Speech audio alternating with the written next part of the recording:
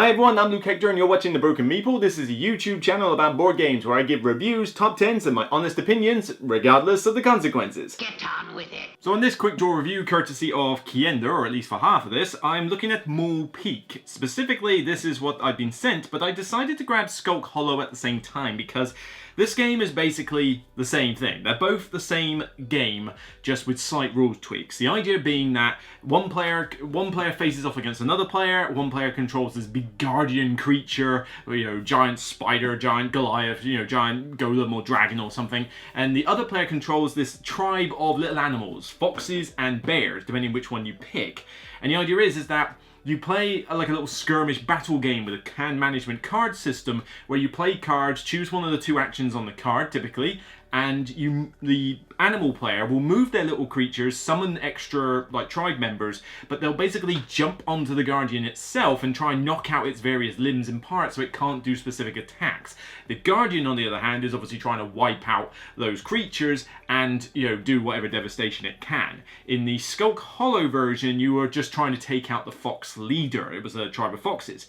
Here you're going up against bears, and it's a little different here. I mean, you can wipe out the tribe as normal, but what you're also trying to do is typically some win condition based on the guardian itself. So the way the system operates is I get out Sabaso, which is this big giant golem guy, so boom, nice big miniature, some frost tokens for his particular mechanic, but essentially what you'll have is a deck of cards that you use for your own particular faction, and so when you play these cards, they've got things like names of the special moves of the creature, but they've also got various different types of movement, like move to the side, move diagonally, whichever on the map. And when you play these cards, some of them might cost power cubes that you have to bank up, but the main thing is that you've got to pick one of the two actions on here. So I could decide to do my Stomp Quake action, or I could move. You're not able to do both.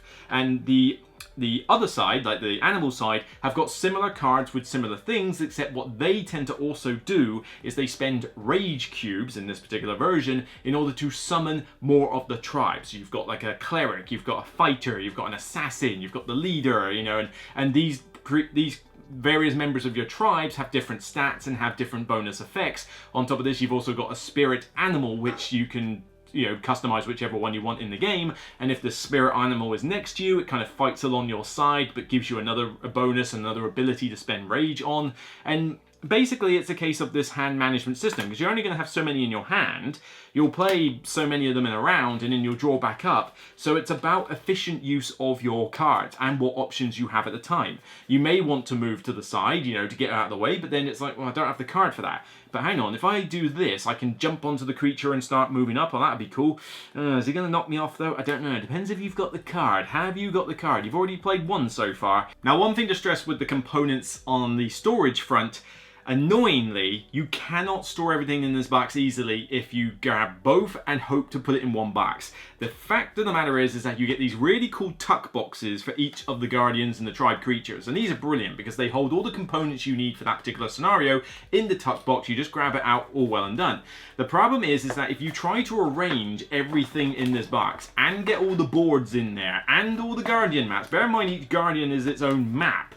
This is everything I have in this box. You will not be able to get all the tuck boxes in flat on the bottom. You'll always have one left over, and you really do not want to get rid of these tuck boxes. They are really, really cool. So that's a little annoying. You have to put up with this factor. You may have to just keep both boxes, although keeping both boxes is expensive. I mean, this is somewhere in the region of £40 to £45 to buy the one box. Same for the other one. You're talking £80 odd if you want to buy both. So why would you? I'll get onto that a little bit later. But as I said, the rest of the component-wise, I do love these tuck boxes. They've got, cool artwork on them. All the components for whichever one, whether it's little wooden pieces, glass cubes and that, and of course the figure itself goes in the tuck boxes, and I just think it's a very neat way of storing the game. And on top of that, I do really love these guardian boards. So the actual boards that you have for your particular guardian, are these cool little side bits where it tells you what power you have, what hand size you have, all the special rules for your guardian. So basically you can just take whichever one you want, and big giant spider. Not the fan of that one. I always want that one to die.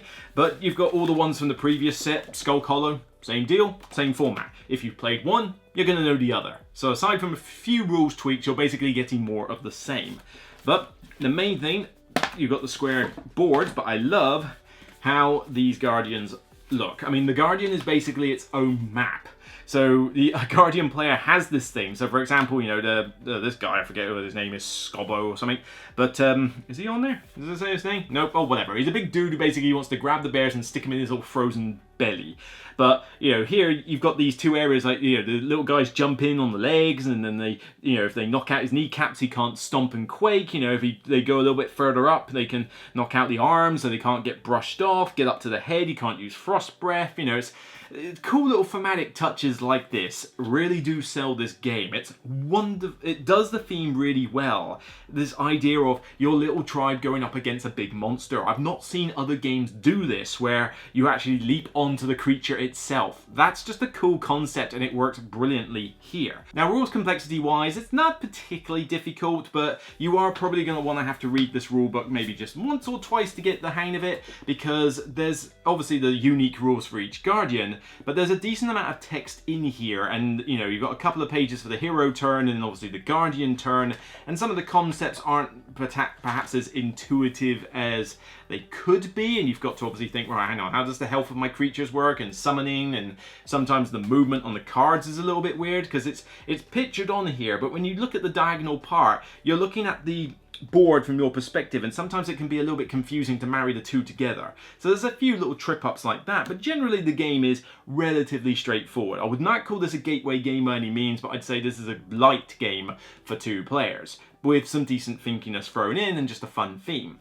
Now, you know, this is a good, fun system, and I do like the fact that it's got good variety and, you know, 4 Guardians as well as the heroes. Now, the heroes don't really have much variety within them. I mean, you're going to summon most of that tribe anyway, and the spirit animal is just one thing.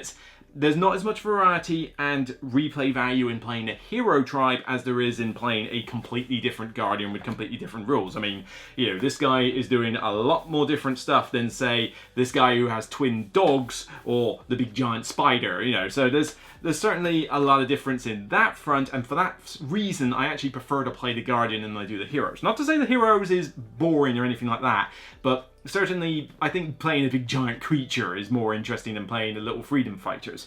Now, when I go back to the whole concept of both games, you have a rule set in this game, which allows you to combine the two together. And not a lot of reviewers have mentioned this. And the idea is that basically, if you have both of these sets, you can pitch up, you know, the foxes against the Maul Guardian. You can pitch up the bears against the Skulk Hollow Guardian. But more to the point is that you can play this with 4 players. So you end up with 2 Guardians and 2 heroes. Or I think you can also play a 3-player game if one player controls 2 Guardians and, you know, and the other players control a hero. So you can basically make this a multiplayer game.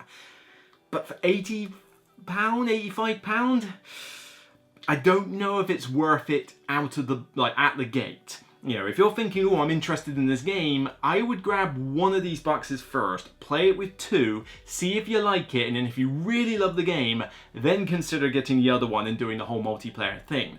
The multiplayer game plays very similarly to a 2-player game, it's just now you have a turn order for who goes at what point, and there's a few little specific additional rules just to clarify some of the changes from Skulk Hollow to Maul Peak. So there's not a huge amount of extra narrative or extra learning on top of the normal game in order to play it multiplayer, and it does make things kind of interesting. You know, I have not played this game at all to talk about balance, as whether Guardians are more powerful than heroes. You know, I mean, it really is relative and it's going to be based on player experience. But, you know, combining this does increase the replay value of the game, allowing it to be played multiplayer. But it's been a bit of a hard sell for me to get this to the table to play it multiplayer that much. You know, I explain the game and people are a little bit hesitant, you know, they think, oh, is this more like kiddie friendly, is it more light? But, you know, when I have played it, I have enjoyed it as the multiplayer version, but I don't think that I would have spent £85 out the gate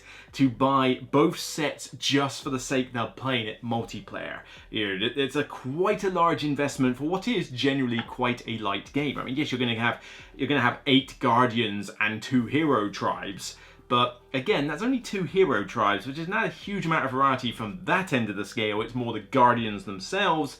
and it's just quite a high price tag. I mean, you're getting good components. You're getting these tuck boxes for each one, all with their own little components. You're getting a good set of cards. You're getting good art, good artwork and good little boards and everything, and the special player boards that tell you all your rules and stuff. So you're getting your money's worth out of this from like a single box, I would say.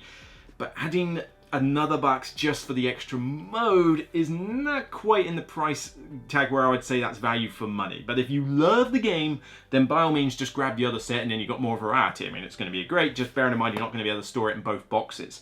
So Maul Peak and Skulk Hollow is a pretty sweet deal. I enjoyed this game, not loads. I think it's decent, but I'm not going to go out of my way to bring it off the shelf. There is a decent amount of rules I do have to teach a player, and there's only so often I want to bring it out with 2 guardians and 2 hero players, because if people aren't experienced with the game, it can go off into weird wild swings. Not to mention there's a fair amount to explain, because obviously you've got 2 guardians with 2 unique rule sets, plus the 2 heroes. Sometimes I find it better that I play a 3-player game and I control the guardians and the others control the heroes, but then there's still amount of rules teach on there, so it's not particularly new gamer friendly. But as a 2-player game, you can get this out of the gate quite quickly in about an hour or so, and it's a very cool concept. Unique, different, feels maybe not innovative. Well, I suppose it's innovative. I mean, it's been out for a while, but this one's recent, but this one's been out for a couple of years now. But the concept is cool. It's not something I've seen in a lot of skirmish games, if at all, recently, and I gotta give it praise that it does a good job with components and theme and all that. But yeah, it's just one that I'm not going to bring out loads. I'm giving this one overall a 7 out of 10. It's good. I don't think it's amazing, but I think it's definitely worth looking at. I think it's definitely worth considering to grab perhaps the more recent Maul Peak one, because if I was going to pick one of the 2, I would probably say I would grab Maul Peak first, but honestly, whichever one you can find, they're very similar. It's not a big deal. Maul Peak's just maybe had some extra tweaks, and maybe the change from having to have your Fox leader killed versus the lose condition in here is a little bit better, and certainly I think the creatures, like the guardians you get in Maul Peak, are maybe just a bit more unique than the ones in Skulk Hollow, but these are very minor changes. Pick whichever one set you can, and it will be a solid game overall. So that's it for me on this episode of The Broken Meeple. If you like what you see, then please remember to thumb it up on YouTube and thumb it up on Board Game Geek when it goes live on the site. Don't forget to check out more content on the channel. If you're into heavy games, check out my Voidfall review. But of course, there's plenty of lighter games on there as well. But as always, remember, regardless of whether foxes or bears are your preference, it's still only a game. Bye for now.